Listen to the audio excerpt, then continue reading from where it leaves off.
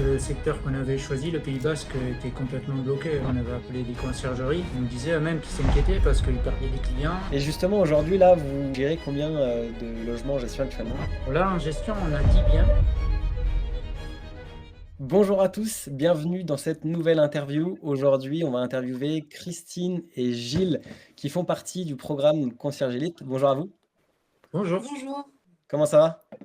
ça va très bien. très bien, ouais. Écoutez, je suis très heureux aujourd'hui de vous interviewer puisque vous faites justement partie des premières personnes à avoir rejoint le programme. Et ça, c'est vachement cool puisqu'on a pu voir l'évolution de votre côté comme du nôtre. Et ça, c'est quelque chose justement qu'on va pouvoir retracer aujourd'hui. Première question que j'ai pour vous, justement, est-ce que vous pouvez vous présenter rapidement pour les personnes qui ne vous connaissent pas? Alors, en fait, moi, je cherche du travail depuis pas mal de temps. Bon, de par notre situation familiale, donc je suis mariée avec Gilles et on a 2 enfants, donc un petit garçon et une petite fille. Et je cherchais du travail dans le domaine de la petite enfance. Et c'est vrai que c'était pas évident de trouver un travail avec les horaires de Gilles, de par son travail, il a des horaires décalés, avec la situation de famille. Donc, c'est vrai que voilà, quand on a recherché, voilà, qu'on s'est renseigné un petit peu sur la conciergerie, on s'est dit que ça pouvait être un bon moyen de travailler ensemble et de développer quelque chose, puisque ça fait quelque temps qu'on voulait faire créer quelque chose et une auto-entreprise. Donc voilà, ça nous est venu un petit peu comme ça. Ok, Voilà, moi je m'appelle Gilles et en fait, moi je suis salarié dans une entreprise, une usine. Voilà, donc j'ai des horaires décalés, je travaille la nuit, les week-ends, les jours fériés. ok. Et comment justement vous en êtes venu à créer ce business de conciergerie? Parce que du coup, de ce que j'ai compris, Gilles, au niveau des horaires, c'était assez compliqué. Qu'est-ce qui a fait que vous vous êtes dit: «OK, là, il faut qu'on trouve un second job»? Alors moi, ça fait un moment que mon objectif, c'est d'atteindre la liberté financière et la liberté de temps. Et bien sûr, la liberté de temps est dépendante de la liberté financière. Et en fait, d'avoir des enfants, j'ai cherché à avoir plus de temps pour ma famille, ne plus être dépendant d'un patron. Donc, je cherchais depuis longtemps un moyen. J'ai ciblé l'immobilier. Alors, d'abord, ça a été l'achat immobilier. On a été bloqué par les banques, pardon. On avait quand même un projet de maison jumelée et le fait d'être bloqué par les banques nous a amenés vers la conciergerie. Parce qu'il n'y a OK. pas d'apport, il n'y a pas besoin de tout ça. Pour nous, c'était le moyen idoine. Bah, c'est vrai que De commencer tranquillement et puis voilà, de se mettre vraiment dans l'immobilier doucement, tranquillement, et puis après d'évoluer par la suite, quoi. ouais, c'est clair. Bah, c'est vrai que, créer un business de conciergerie quand on a été, bloqué par les banques, parce que ça a été également la même situation, pour Martin et moi quand on a voulu investir au départ. On était étudiants, on sortait d'études et c'est vrai que, les banques, ils nous ont un petit peu, ris au nez. Donc c'est vrai que la conciergerie, ça permet justement de démarrer dans l'immobilier sans forcément avoir cette, contrainte-là, quoi. Mais pour revenir un petit peu à votre situation, justement d'avant, comment est-ce que vous avez réussi à concilier, surtout, du coup, donc Gilles, tu avais ton job, Christine, du coup, j'imagine que, il y avait également, l'aspect des enfants à prendre en jeu parce que c'est pas facile de remonter une activité quand on a des enfants à côté et qu'on a un travail. Comment est-ce que vous avez réussi à concilier un petit peu, tout ça? Bah alors au début, on a été très Tout à studieux, fait. hein, on a fait la formation, on a suivi les vidéos, voilà, on s'est bien formé. Il y avait les appels réguliers qui nous boostaient, voilà, avec toi ou avec Martin ou avec les autres membres du groupe. Ça, c'est vrai que c'était une force pour nous de ne pas se sentir seul et isolé. Voilà, quand on était bloqué, on pouvait poser des questions. Donc c'est vrai que ça nous a beaucoup aidé. Et après, une fois qu'on a fini effectivement cette formation et qu'on avait tout en tête, on était lâchés, il fallait créer l'entreprise. Donc ça, c'est plus Gilles qui s'en est occupé. Il y a d'abord eu la création de l'entreprise. Et donc, c'est là où effectivement, on a dû un petit peu se répartir les rôles. Parce qu'effectivement, avec la vie de famille, le travail de Gilles, c'est là où on a commencé à trouver une organisation. Donc Gilles, c'était plus la partie gestion, le développement du site, le blog, voilà, se faire de la pub vraiment, se faire connaître sur les réseaux, etc. Et moi, j'étais plus sur la partie prospection, rendez-vous client, voilà, démarchage. Voilà, moi, j'étais vraiment présente sur le terrain et Gilles, c'était vraiment tout ce qui était aspect gestion. Après, il a fallu se faire à l'idée qu'on ne pouvait pas avancer comme les autres. Il a fallu trouver une organisation, pas se comparer et se dire qu'on avancerait à notre rythme, mais on avancerait quand même. C'est ça le plus important. Ouais. Ça, c'est très important, le fait de ne pas se comparer. Je pense qu'il y a beaucoup de personnes justement parfois qui, abandonnent, des projets parce qu'ils vont se comparer aux autres, ils vont pas Mmh. assez vite ou ils font pas assez bien. Mais je pense que vous avez eu justement la bonne mentalité, c'est de se dire: «Bah, on a notre situation, on va faire les choses de notre manière et puis ça prendra le temps que ça prendra. Mais aujourd'hui, on en est là justement, c'est que ça a Ouais. marché. Donc moi, ça me fait, super plaisir. Est-ce que justement vous avez eu des obstacles, là qui vous viennent en tête par rapport au lancement de votre activité? Ben, le plus gros obstacle, du départ, ça a été le secteur, bien sûr.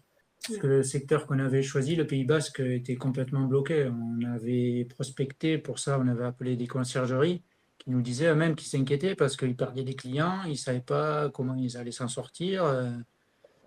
Même, il y en a certains qui disaient qu'ils allaient mettre la clé sous la porte, hein. Donc là, Ah on ouais, s'est dit, ah, oui, Mmh. là, on était vraiment inquiets, quoi. Ouais, oui, Mais oui. on s'est mis en mode solution et on s'est dit, on va se focaliser sur ce qu'on peut maîtriser. Donc on s'est dit, ben, quel secteur on pourrait prendre, parce que celui-là, c'est bloqué. Mmh. Voilà. ouais, bien sûr.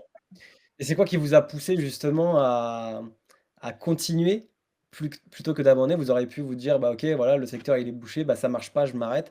Qu'est-ce qui vous a poussé justement à dire: «OK, on va trouver une solution et continuer justement dans cette voie»? Bah, déjà, on s'est appelés.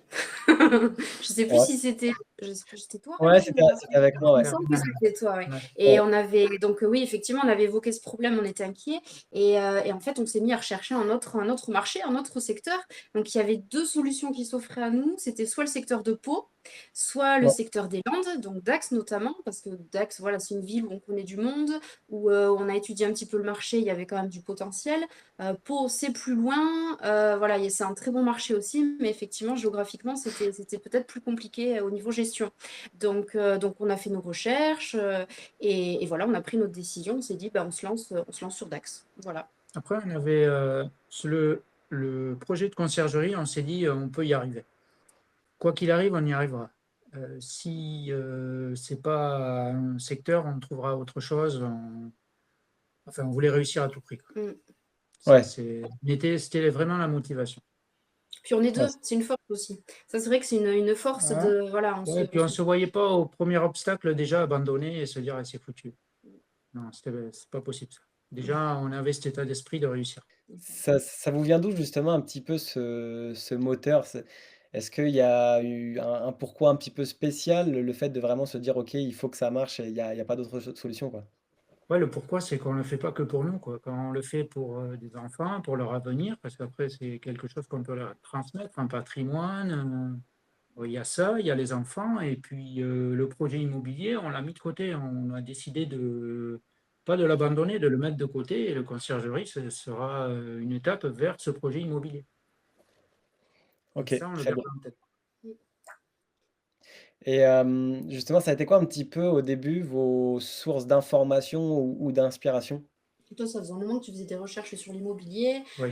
Il commence à y avoir beaucoup de formations, beaucoup de choses sur internet. On voit beaucoup de choses. Après, c'est vrai que ce qui nous a plu chez vous, c'est que vraiment, voilà, on sentait qu'on était accompagnés, que voilà, s'il y avait quelque chose qui allait pas, on avait vraiment, voilà, des personnes physiques vers qui se tourner parce qu'on voit beaucoup de formations tourner, mais passer sur internet. Mais c'est vrai que bon, ils vendent les formations et puis Il après n'y on a est plus plus ou rien moins après. lâché, quoi. Donc c'est vrai que nous, c'était important qu'on ait cet accompagnement et ce Oui, suivi. déjà, le premier appel c'était avec Martin. Bon, il était accessible, on parlait normalement. Puis même toi, t'as parlé assez normalement, vous étiez accessible, c'est facile de vous contacter. Au moindre problème, on vous en parle, vous essayez de trouver la solution, vous prenez du temps. Mmh. Et moi qui ai fait beaucoup de formations dans l'immobilier, c'est pas ça. On reçoit les vidéos et puis après, ben, c'est fini, quoi. Il n'y a plus Mmh. rien. Après, Ah bien sûr. si On est on a un lâché. problème, on est tout seul face au problème. On n'a pas de solution.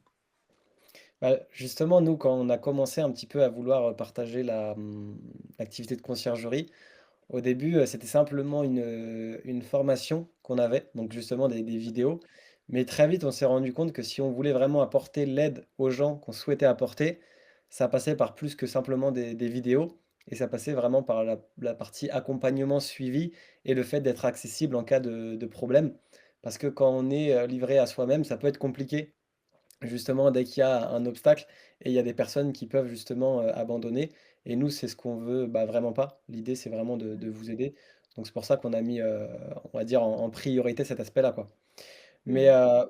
pour revenir un petit peu à votre parcours, vous, quand est-ce que vous avez commencé justement l'activité de conciergerie? Alors attends, la formation, on a Au mois de commencé en mars, on a mars.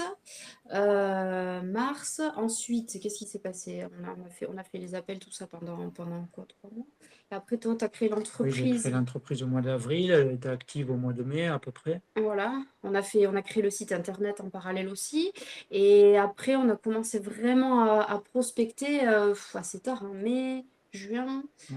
Euh, Disons que on a prospecté, mais ça n'a pas donné de ouais. résultats avant quelques temps. Ouais, on envoyait beaucoup de messages sur Airbnb, ça je me rappelle, on envoyait, mais ça répondait pas vraiment, c'était pas, on voyait que c'était pas le moyen de vraiment de convertir des personnes.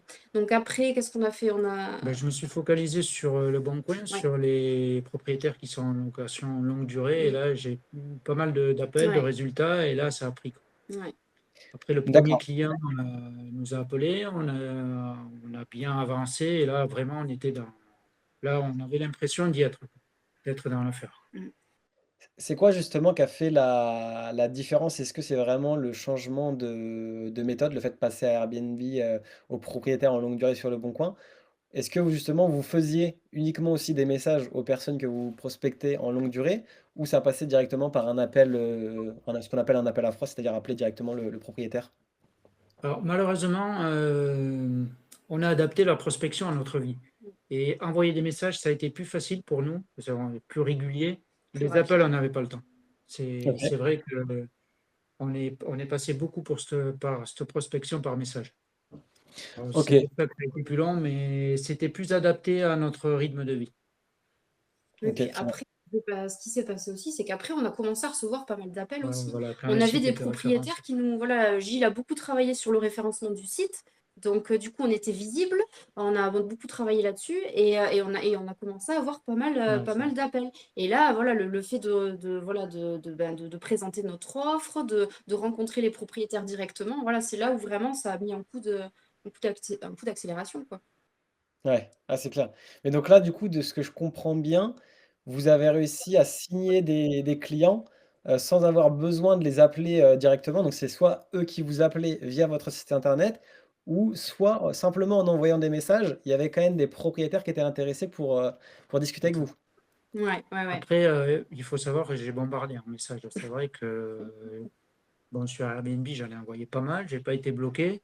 Même si je trouve que c'est pas le meilleur moyen de prospection, j'aime pas trop, j'aime pas le Un retour peu qu'ils ont. agressif? Ouais. Ouais. Et j'ai l'impression de leur sauter dessus, quoi. Mm. Par le Bon Coin, c'est un peu plus à la bonne franquette, on va dire, quoi. Ils sont plus, ouais, sont Ils plus sont prêts plus à recevoir ouverts. ce genre de messages. Ouais. Ah, c'est ça, Mais c'est par contre, j'en ai ouais. envoyé des messages. Bah, de toute J'ai façon, envoyé des- la conciergerie, j'ai envie de dire, c'est un petit peu une loi mathématique, mais forcément, plus tu envoies de messages, bah, plus tu augmentes tes chances de trouver un propriétaire. Mais pour en revenir à Airbnb, ouais, c'est sûr que c'est pas la meilleure méthode. C'en est une qui fonctionne. Il y en a sur certains secteurs où ça fonctionne très bien, mais c'est un petit peu agressif dans le sens où, bah, les propriétaires, quand ils reçoivent des messages, ils s'attendent à louer leurs biens et ils s'attendent pas forcément à se faire prospecter. Donc c'est vrai que ça peut être un petit peu, mal vu par certains propriétaires, quoi.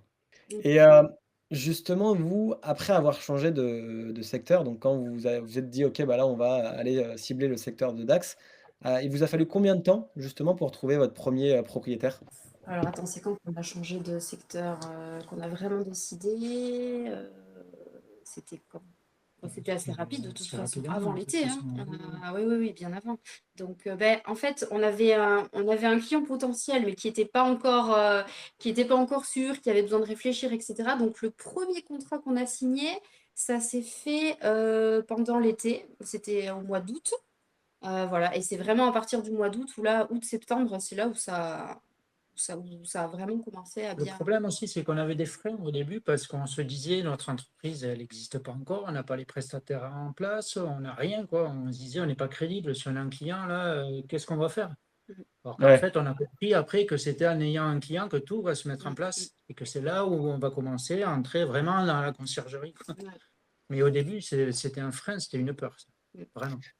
Bah, ça, je pense qu'on est tous, passés par là, moi y compris, cette peur un peu d'être, illégitime, de se dire: «On va proposer à des propriétaires de gérer leurs biens alors qu'on l'a jamais fait». Bah, forcément, ça fait un petit peu peur.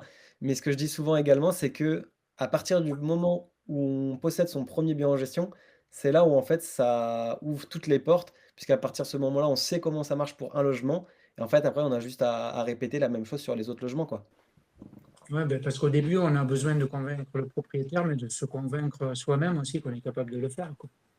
Et c'est là Exact où, quand on est convaincu qu'on peut le faire, eh ben, on avance. On est capable exactement. de dire aux autres, oui, on est crédible.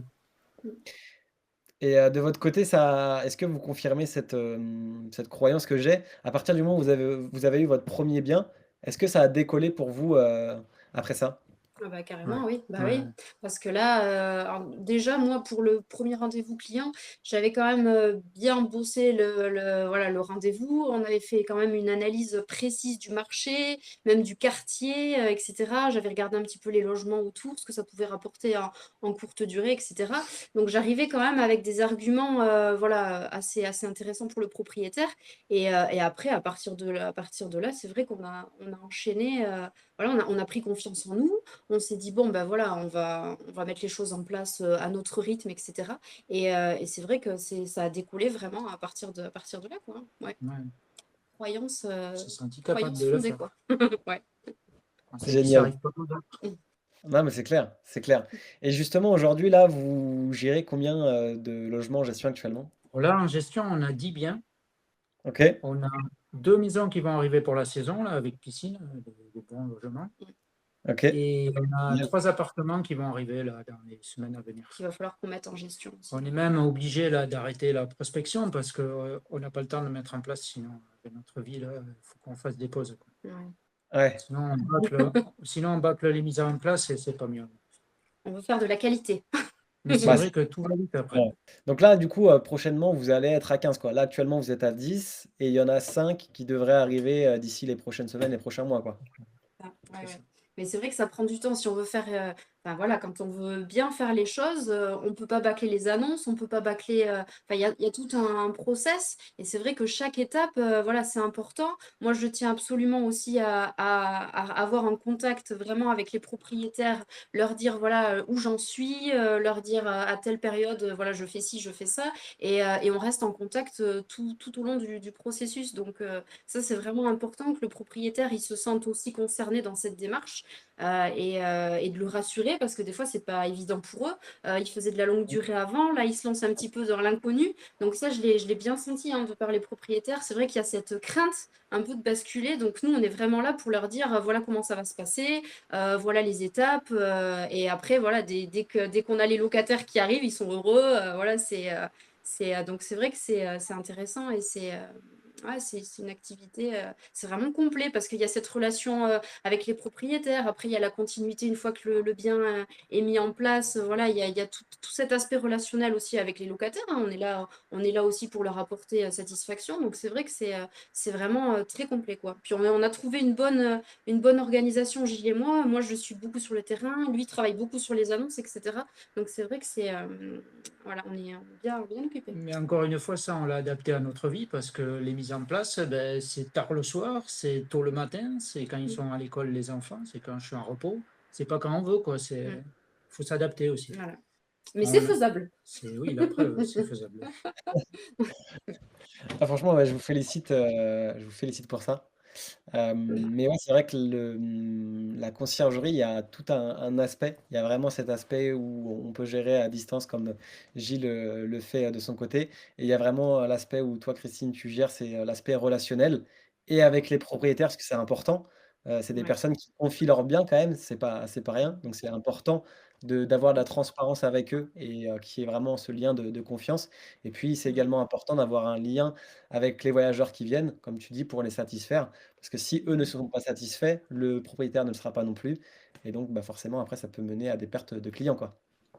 Et un aspect très important aussi, les prestataires de ménage. Ah oui, Alors ça, c'est voilà, c'est la personne maîtresse, enfin, comme certains le disent dans la formation, c'est vraiment, voilà, c'est la première chose que les voyageurs voient en arrivant dans le logement. Donc, ben, c'est vrai qu'au début, c'est facile de trouver des personnes parce qu'il y a beaucoup de monde sur le marché, voilà, qui sont auto-entrepreneurs ou qui cherchent des heures complémentaires, voilà. Mais c'est vrai que trouver les bonnes personnes, ça a pris du temps. Au début, ça a pas été facile, mais voilà, petit à petit, voilà, c'est en rencontrant aussi les personnes, en voyant comment elles travaillent, leur organisation, etc., qu'on s'entourait de bonnes personnes. Et c'est vrai que c'est important pour nous, parce que n'habitant pas sur place, on avait vraiment besoin d'avoir une équipe sur place qui peut être là si jamais il y a besoin, quoi. Donc on a trouvé des perles, voilà, sur Oui, qui puis s'appuyer. c'est quelque chose qu'on apprend à faire parce que le management, nous, on n'a jamais fait ça. Mm, Après, il faut savoir dire quand c'est pas bien, il faut savoir dire c'est plus facile quand ouais, c'est bien, mais mm. c'est pas facile même de surveiller le ménage. Et pourtant, Ouais, mais c'est bon, important. ça aussi, on apprend. Ouais. On apprend encore. justement, vous, par rapport au logement que vous gérez sur Dax, vous avez combien de temps, au niveau de la distance? Et ben, on est à 35 minutes, Ouais, 40, 35-40. ouais, 40 minutes. Ça dépend où on va à Dax. Ouais, c'est ça, en Mais à moyenne, peu ouais, 40 près, minutes. ouais. OK, et ça se passe comment justement là, actuellement, vous avez pour vos 10 logements, vous avez combien de d'aides ménagères? Alors, on en a une vraiment avec qui on travaille très très bien. Voilà, vraiment avec qui ça se passe bien. Elle est demandeuse et donc on sait on peut compter sur elle. Voilà, même pour des missions supplémentaires. Enfin, elle est vraiment disponible. Et on en a aussi une deuxième avec qui on travaille. Et bon, peut-être qu'on sera amené aussi à rencontrer d'autres personnes par la suite. Mais voilà, donc on travaille essentiellement avec deux personnes. Et moi aussi, après, je me déplace. Ça m'est arrivé aussi de faire des ménages quand je le pouvais ou quand les prestataires de ménage n'étaient pas disponibles. Je peux me déplacer moi aussi pour voilà, certains jours. Après, voilà, faut trouver le temps de pouvoir le faire. Mais voilà, ça peut arriver, c'est déjà arrivé. Ouais. OK, très, très bien. Pour en revenir un petit peu aux défis que vous avez pu, rencontrer, justement, bah, quels sont-ils et comment l'accompagnement, il a joué un rôle, crucial pour vous, là-dedans? Ouais, vas-y.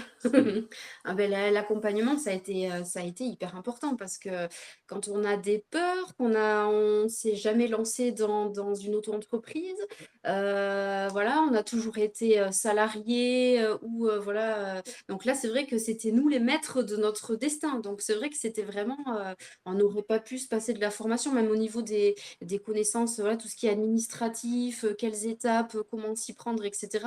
Ça, c'était des choses sur lesquelles enfin, tu avais quelques bases, toi, Gilles, Ouais. mais c'était quand même un peu flou, quoi. C'était vraiment basique. Donc là, ça nous a vraiment aidé. Et voilà, et la force de faire partie vraiment d'une communauté, hein, même encore maintenant, on essaye d'être encore présent même pour les autres, parce que c'est vrai que nous, on nous a aidés, donc on essaye aussi de rendre l'appareil quand c'est possible, de les conseiller, etc. Et ça a été vraiment ça la En force, fait, quoi. l'accompagnement, c'est des personnes, vous, même les gens de la communauté, qui ont fait les choses avant nous, qui ont appliqué des principes qui fonctionnent, puisqu'ils en sont la preuve. Et nous, si on applique ces principes, ça marche, ça fonctionne, et on le sait même. Il faut suivre les principes de ceux qui ont réussi avant nous. C'est sûr. Exactement, exactement, et ça marche à tous les niveaux. Quand on Ouais. veut, atteindre un objectif et qu'on est conseillé par des personnes qui l'ont déjà fait, c'est toujours plus simple quand on suit leurs conseils que quand on se dit qu'il y a peut-être quelque chose de nouveau qu'ils n'ont pas pensé et qu'il faudrait faire. Il faut vraiment, et vraiment à tous les niveaux, même des personnes qui gagnent, 1 000 000, bah, ils vont écouter des personnes qui gagnent, 10 millions par mois et ça s'applique, à tout le monde, quoi. Donc ça, je pense, que c'est hyper important à bien appliquer et comprendre surtout. Concrètement, aujourd'hui, qu'est-ce qui a changé depuis que vous avez créé votre, conciergerie Airbnb? Qu'est-ce qui a changé? Eh bien, beaucoup de choses. Ouais. Beaucoup de choses. Ben, du coup, là maintenant, on a créé l'auto-entreprise. Donc, voilà, on sait que maintenant, on a une activité. On fait ça tous les deux. Donc, c'est enrichissant parce que ben, ça a créé un lien aussi supplémentaire entre nous. On s'entraide beaucoup. Bon, les enfants, ils sont pas toujours contents parce que parce qu'il faut aller travailler, il faut partir à Dax, etc. Mais justement, on essaye de leur montrer que dans la vie, on peut arriver à faire beaucoup de choses, malgré les peurs, malgré les craintes, malgré qu'on s'était jamais lancé là-dedans avant. Et voilà, quoi, c'est vraiment, c'est ça, quoi, l'idée. Ouais, c'est ça. Donc, Génial. Ça serait quoi un petit peu là vos objectifs pour la suite, si vous vous en êtes fixé au niveau de la conciergerie ou même de l'immobilier? Vous m'avez parlé au début que l'idée principale, ça restait quand même d'investir dans l'immobilier pour se créer un patrimoine. C'est quoi un petit peu la suite pour vous? Mais c'est ça, c'est de faire prospérer la conciergerie. On va pas avoir 50 biens parce que, il faut pouvoir les gérer. ouais, déjà, mais ouais, c'est la conciergerie, ce sera une étape pour l'immobilier. Nous, vraiment, ce projet de construire des maisons, Il reste c'est là. ouais, ça reste là. Ça nous tient à cœur. Ouais, c'est le tremplin, la conciergerie pour l'immobilier. Pour développer après. En passant par la sous-location, peut-être, comme étape, mais ouais, c'est ça. Y aller par palier. Ok, donc ouais, dans l'idée, ça serait de stabiliser la conciergerie, ce qui vous permet d'avoir des revenus assez sympathiques. Et avec ces revenus-là, j'imagine que l'idée, c'est de les investir notamment via de l'apport pour des projets immobiliers et faire construire des logements, quoi. Et après, l'objectif est toujours le même, c'est d'atteindre la liberté financière surtout, pour enfin profiter de la vie, quoi, et du temps, et des enfants. Exactement. Et ça, est-ce que vous pensiez y arriver justement maintenant que vous avez votre propre activité? Est-ce que vous y Maintenant, on croyez commence à y plus? croire. Oui, Maintenant, on y croit, oui, bah oui, parce qu'avant, c'est vrai qu'on se dit toujours, oui, les autres, ils y arrivent.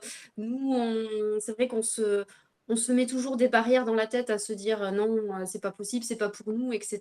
Mais en fait, si, on se rend compte qu'on est nos propres, on s'empêche des fois de faire des choses, alors qu'en fait, après, c'est possible. on n'est pas tout à fait pareil tous les deux. Moi, j'y ai toujours cru et j'ai jamais baissé les bras. J'y crois toujours, même quand les maisons jumelées, ça a capoté. Mais en fait, maintenant, c'est du concret avec la conciergerie. Même si j'y croyais avant, bon, il n'y avait pas de concret. Là, c'est du Hmm. concret. On se dit, oui, là, il y a quelque chose vraiment de passer. Et toi, t'as jamais lâché.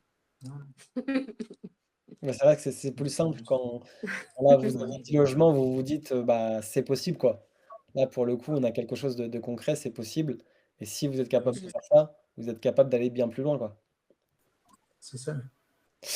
Et Euh, puis là, on se rend compte aussi qu'on a des membres de l'équipe de concierge élite qui sont dans la formation, qui sont proches de nous, qui sont plus situés sur la côte. On peut jouer avec eux aussi, on peut s'aider. Si on sait qu'il y a il y a des biens que nous, on ne peut pas prendre en gestion, on peut aussi les conseiller, leur faire de la publicité, etc. Donc, l'idée, c'est de ne pas rester seul et de s'entourer de personnes de confiance avec qui travailler. Non, il y a des perspectives super, quoi, franchement, hein. Ouais. Génial. Voilà. Si vous aviez un message à faire passer à quelqu'un qui souhaite se lancer dans la conciergerie, qui justement peut-être a des objectifs ou souhaite atteindre la liberté financière, mais qui hésite, ça serait quoi un petit peu le message que vous aimeriez lui faire passer? Après, moi, je leur dirais que c'est normal d'avoir peur au début. C'est que faut passer à l'action pour faire évaporer toutes ces peurs. Surtout ça. Et puis, il faut, comme je te disais avant, je leur dirais qu'il faut appliquer les principes de ceux qui ont réussi. La communauté est une force. Elle est surtout composée de gens qui réussissent. Et ça, c'est un exemple. De toute façon, il faut se dire que si on fait rien, on n'obtient rien. Même si au début on va avoir des problèmes, déjà on n'est pas seul pour les surmonter, on n'est pas seul pour... Ça c'est très important. Mais ce qui est sûr, c'est qu'il faut le faire, quoi. Et c'est là Ouais, où on se sent capable de le faire. ouais, bien sûr. Et toi, Christine, est-ce que tu as quelque chose à nous faire passer ou Non, t'es c'est beaucoup. avec Gilles? Non, non, je suis d'accord avec tout je suis d'accord avec tout ce qui a été dit et que malgré le fait d'être, voilà, parce qu'on voit beaucoup de jeunes personnes qui ont plus de temps libre que nous, qui ont plus de disponibilité, etc. Donc c'est vrai que nous, on se dit avec le recul, peut-être qu'on aurait eu 20 ans de moins. On aurait peut-être avancé beaucoup plus vite, on aurait eu moins d'obstacles, moins de défis à relever. Mais finalement, ben non, même malgré notre vie et nos emplois du temps chargés, on y arrive quand même. il faut se mettre des objectifs atteignables et voilà. Et je pense que si on prend le temps et qu'on maîtrise bien les choses, qu'on est bien formé, qu'on se renseigne bien sur le secteur, etc., je pense que c'est tout à fait possible et que tout le monde peut réussir d'une façon ou d'une autre, hein. Ouais. Oui, la Exact. conciergerie aussi, c'est un défi, c'est des rencontres, c'est une communauté, c'est pas Mm. juste l'entrepreneuriat, c'est aussi tout ce que ça englobe, Ouais, il y a plein de tout ce choses. qui gravite autour. Mm. Carrément, je suis complètement d'accord. Et pour revenir à ce que tu disais, Christine, c'est vrai que chaque personne a une situation différente. On peut se dire, mais oui, si j'avais ça ou si j'étais comme ci, enfin comme ci ou comme ça serait plus facile. Mais en réalité, chaque personne a une situation différente. Mais dans chaque situation, il y a des avantages à en tirer et il y a aussi des inconvénients. Mais ça, c'est pour tout le monde pareil, quoi. Typiquement, nous, quand on a commencé avec Martin, C'est ça. Ouais. ce qu'on se disait, c'est que moi j'avais 19 ans, Martin avait 21 ans, on se disait, ah oui, on est trop jeune, on va pas paraître crédible auprès des propriétaires. Sauf qu'à partir du moment où on a inversé cette tendance en se disant, ben, on est jeune, c'est un avantage, on est dynamique, etc., ben, en fait, ça a fait toute la différence au niveau des propriétaires. Et même eux nous disaient ça quand on allait en rendez-vous. Donc c'est juste la Mhm. manière dont on Bien se sûr, perçoit c'est qui va définir ce qu'on peut réaliser, quoi. Merci beaucoup à C'est vous. sûr. ça. Merci beaucoup à vous en tout cas pour nous avoir partagé votre parcours. Franchement, un parcours excellent et incroyable. Je vous félicite encore pour ça. Et pour toutes les personnes justement qui aimeraient se lancer dans la conciergerie Airbnb, il y a un lien en description où vous pouvez réserver une étude de marché personnalisée. L'idée, c'est d'analyser votre secteur pour voir s'il a du potentiel ou non, et si justement ça peut être intéressant ou pas de créer une conciergerie. C'était Ryan de Concierge Elite, Christine et Gilles. Je vous dis à bientôt. Ciao, ciao.